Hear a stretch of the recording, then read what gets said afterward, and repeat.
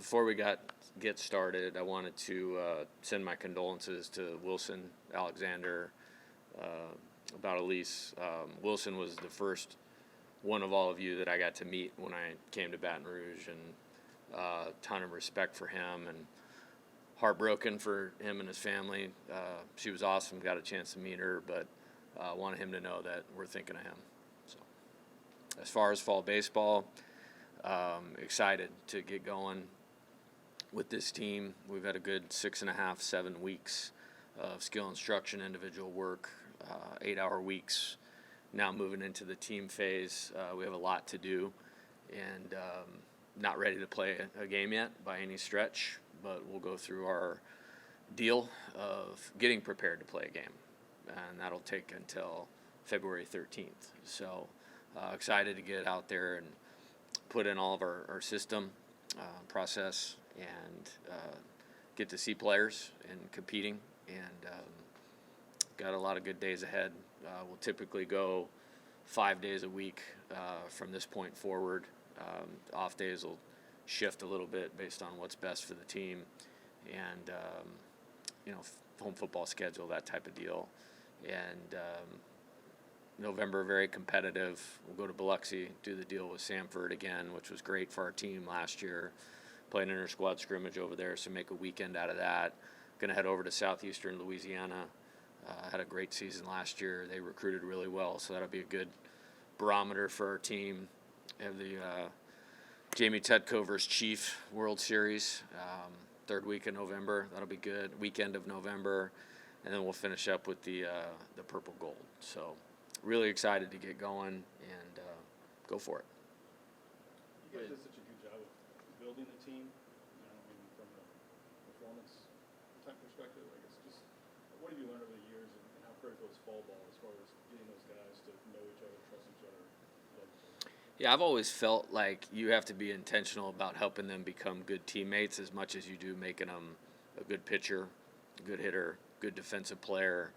So we'll continue to do that. I think time together, experience, shared experience, both positive to build confidence within the group together, and adversity to build, togetherness and toughness and resiliency, all those kinds of things. So I don't expect it to be like at an elite level today. I expect it to get better as we go through those shared experiences. And I think I really value this time, and I really value the time leading into the season, because we're moving out of like this small group individual development work to building that. And they all know it's important here, but you can't quite get to moving on it the way you want to till we're all together. So I'm excited we're starting that today.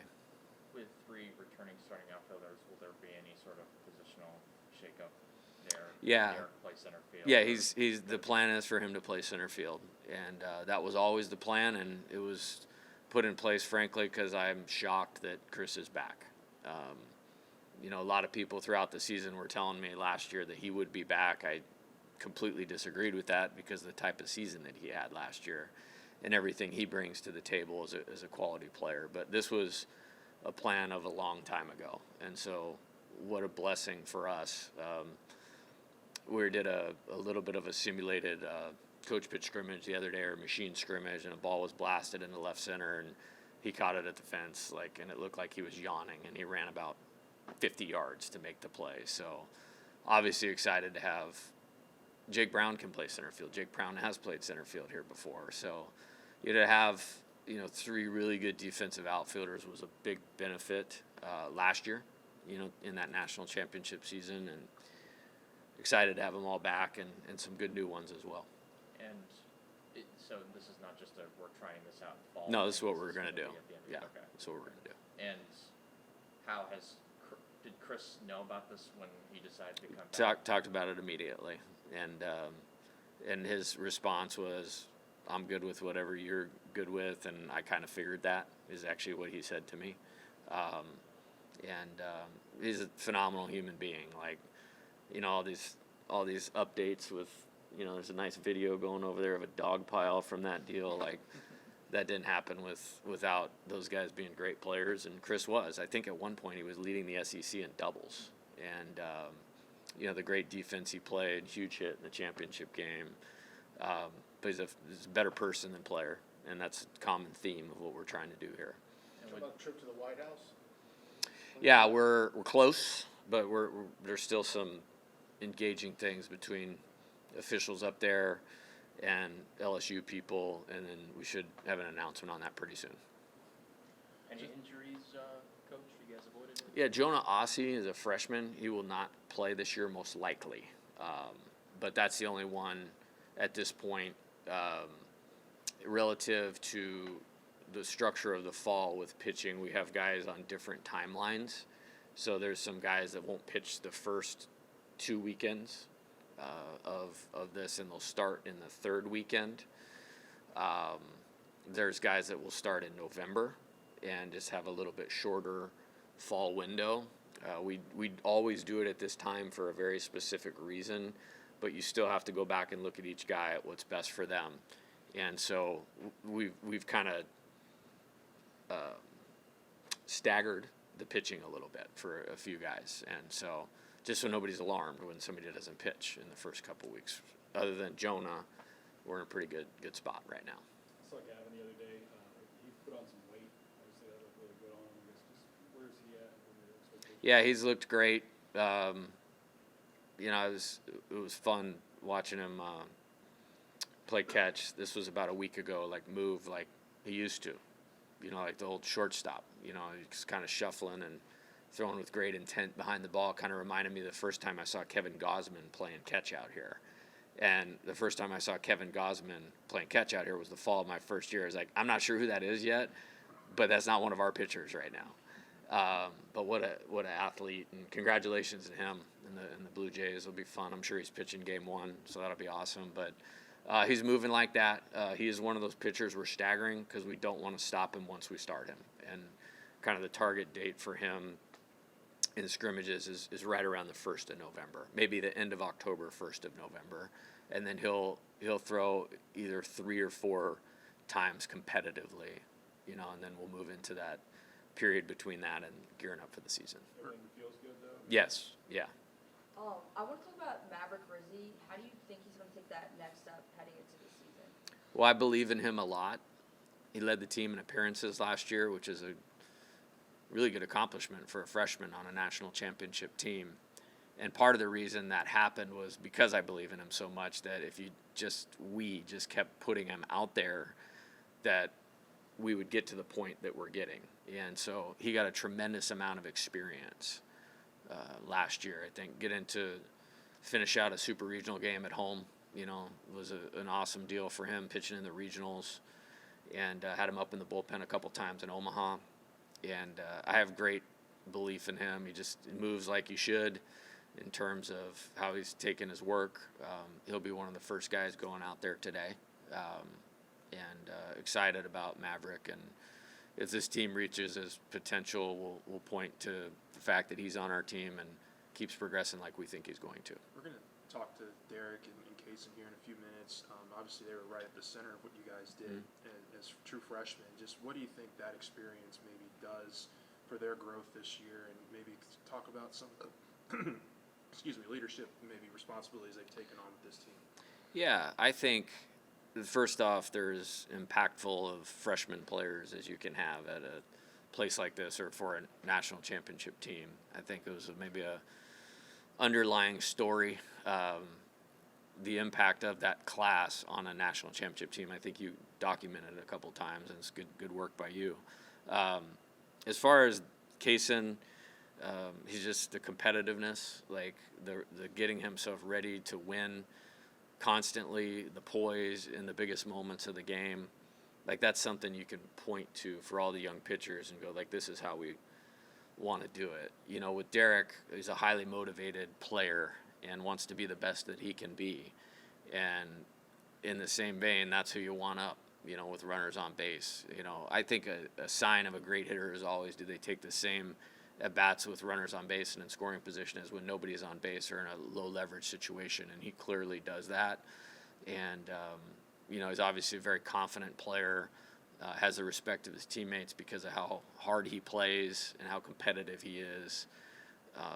neither of them are maybe over the top outgoing, but they do the right things. So when they speak, their teammates listen, and some of that will advance more as we get together collectively. But I was talking to a recruit the other day, and we're excited that it's a verbal commitment, whatever that means. But it was one of those, you get like such a good gut feeling because you know what the impact could be. It's like I felt when we got those guys, and I was right, in that regard. And so happy they're here, and so happy they're on this team this year. What stands out the most to you about this freshman class? I mean, we haven't gotten to see them play yet, but as far as intangibles, mentally, how they carry themselves, what stands out to you the most? I'll be able to answer that question a lot better in 3 to 5 to 6, 7 weeks time. I think the raw talent, it's not a big group. It's only 8 of them that are able to play this year. So the quality is over the quantity. I think when you're looking on the mound, those 3 guys have thrown the ball really well so far in the bullpens on the field, and 1 session of live at-bats. Marcos Paz, very fortunate that he had an injury, and I don't mean to sound like that, but if he didn't have an injury, he would not be at LSU right now, very much like Cade Anderson. So we're excited about him. Again, we're segmenting him because of coming off of the Tommy John surgery a little bit later. You won't see him for a couple weeks in terms of the competitive inter-squad games. I think he'll throw another bullpen this week. He'll throw live at bats next week, and then be in the third weekend of scrimmages. And Reagan Ricken, very talented. He was a really good high school quarterback also. So this is his first fall not playing football. And usually you get a good jump when guys put that sport down and can just train like a pitcher or a baseball player. So he's exciting. Zion Theophilus has thrown the ball really well in his his simulated game last week and in the live bullpens. Has some good stuff. I think that's it on the pitching side. On the position player side, Omar Cerna, very fortunate to get Omar. Very good catcher, very good hitter for both. I think he's going to be able to have the hitting tool and have power. Very engaged, very competitive. Mason Braun is another freshman that we really, really like a lot. Outfielder, first baseman, mostly outfielder, left-handed hitter. Think he's going to have a good career here. I think you can kind of see it. Ethan Claus, infielder, has really improved in the month and a half that he's been here. He's done a great job with Chris Martin, got strong. And then Jack Ruckert, very steady player from Catholic, one of those guys that you can tell will do all the small things well, and winning caliber player. And then William Patrick is maybe the best athlete on the team. He runs like a 6'3", 60-yard dash, can really go get the ball in the outfield, and a lot to work with there. So small in numbers, but I think we got some really good quality out of it. Daniel Harden, Chase Durder, a couple of names that people around here are familiar with. Yeah, Daniel Harden transferred from McLennan. He had also played at Catholic, hits the ball incredibly hard in a batting practice setting. We just did some simulated defense stuff, moves around well in the outfield. Had a good season at McLennan last year. I'm excited to see him against high caliber pitching and see what kind of the next steps we take there. Seth Dardar transferred from Kansas State. His tryout, I guess, was hitting a homer off Cade Anderson and a double off Cason Evans. And, we were in the super regionals, like when he went in the portal, and Coach Jordan and Simpson came down and was like, hey, Dardar went in the portal. And I mean, that was so long ago. I was like, who's Dardar? And it just wasn't on my brain. Going to Omaha was on my brain at the time. And then they flipped on the video of him hitting the ball into the waterfall in Frisco, and then backside double against Evans. It's like, well, let's go ahead and get him over here as fast as we can. Have they been able to articulate what it means to them to be back here and playing here? If their efforts in terms of how they work reflect what it means to them, then it means a lot to them, and you love to see that. What's John Pearson's physical progression coming along? He's doing great. He hits the ball really hard as he did. He's going to be the first batter of the fall today. He's leading off for his team. I told him that like 3 weeks ago. And I wouldn't read too much into who's playing where and what at this point in time. I don't really stagger it for anything other than what do we want to see developmentally for the team. But I think he's on the right things to become the best player he can be. And if he's the best player he can be consistently, he'll be a real impact player for our team. Physically, he's in a really good spot right now. You'll see him move around the infield. Maybe not short, but the other three, he'll play at all the other three spots. What did you want to see from Derek last season in left field to make sure, okay, he's ready to move to center field now? Well, I knew he was ready last year.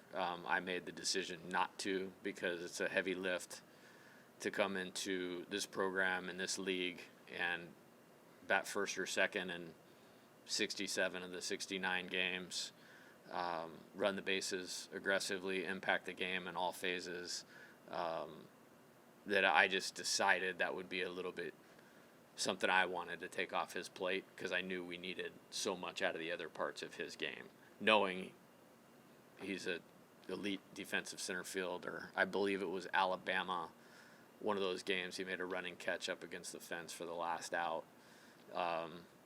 And then I believe we were in Biloxi, actually. He made a sliding catch on the warning track in center field. So this wasn't a question whether he could or he couldn't do it. I just made a decision of what I thought was best for him and our team. What do you think is like kind of his ultimate strength as a defensive outfielder? Kind of being Baseball. I mean, he's played 1 billion games in his life. You know, he's a very polished player. And just thankful that, we get to see all those. Like exactly what I thought he would be is what he is. And highly motivated to take the next step, stronger. He's put on about 17 pounds, I think, 19 probably. I'll err on the high side because he'll correct me if I'm shorting him, and maybe it's up to 20. By the time of this interview, I was gone yesterday, so I didn't see him yesterday. But I'm very comfortable with that, and what a luxury, like I said, to have 3 good outfielders like that. You've been really, I guess, blessed, I'd say, to have a lot of vocal senior leadership. Mm-hmm. Where do you think that component's going to come from this year? To be determined. I will say Jake Brown is somebody that, in my opinion, has stepped to the forefront. Cooper Williams on the pitching side, even though it's not necessarily his personality, but very intelligent and knows the importance of that. I like how all the players that were here last year are transitioning from last year to this year and re-engaging in everything that it takes to be really good without me having to say a whole lot and in regards to that. And that will be tested. I mean, where we're at with that as we go through the next 7 weeks or 6.5 weeks. From a rotation standpoint, as you guys start Mm-hmm. fall practice, what's a number in your head of guys that you guys really want to evaluate over these Yeah, next coming years?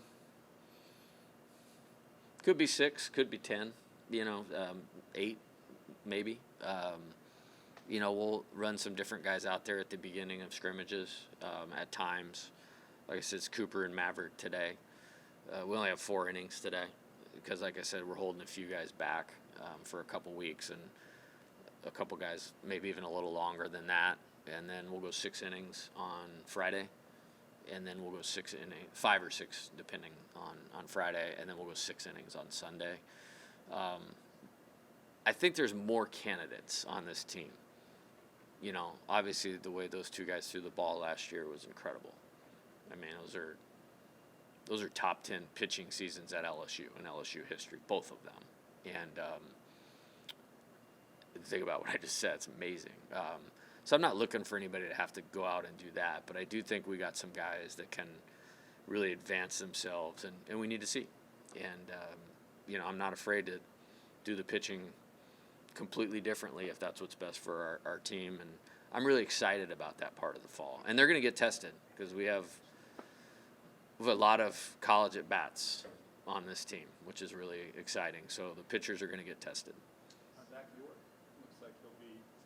going to be wildly popular here, I guess. What's his personality like, and how does he fit into what you want to do? Well, I think he's a terrific hitter in terms of strike zone discipline, shortness of swing, has power but doesn't have to sell out to the power to get to it, which that's what best hitters do. Good defensive first baseman, baseball guy. I mean, I've known him for a long time because of recruiting Nick at Arizona. And so just really thankful he's here. He'll be a really good lift to our team in all ways. What are you looking for Schmidt this fall to continue his development? Yeah, he's doing great. I was watching the Blue Jays-Yankees game 2 the other day, and Trey Yasevich was just dominating the Yankees lineup. And I was like, I texted him immediately. I was like, hey, I hope you're watching this because you can do this. Like, you can do this just like this dude. And he's been great with the stuff we've done on the field. We're trying we're trying to move his arsenal forward a little bit in terms of some different things that I'm looking forward to get into some game settings to do that. I like how he's moving right now. I know you can't speak on specifics, but just in general terms, you guys are on a real recruiting heater here over the first several weeks of fall. When you look at kind of the success you guys have had last 3 years in particular, how much of that is the pitch to these guys? Like, it's development, it's the brand. Like, what kind of mix do you guys like to use in those? That's a good question. I think it's different for every player. Sometimes it's relationship. You know, do you have a great relationship with the player coach aspect? Like, there's guys on our team that's why they came here, was because of that. Then you have the whole LSU thing. The competitor wants to play in this environment where you have a chance to compete to go to Omaha, win championships, have 13,000 people cheering you on, you know, in a postseason game. You have development.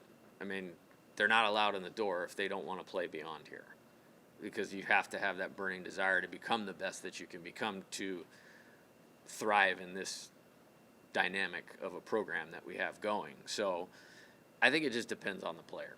And we're very fortunate that it is LSU, and there's so many good things that you can tie to that player, but it has to be about like that player, and feel good about how that's going right now.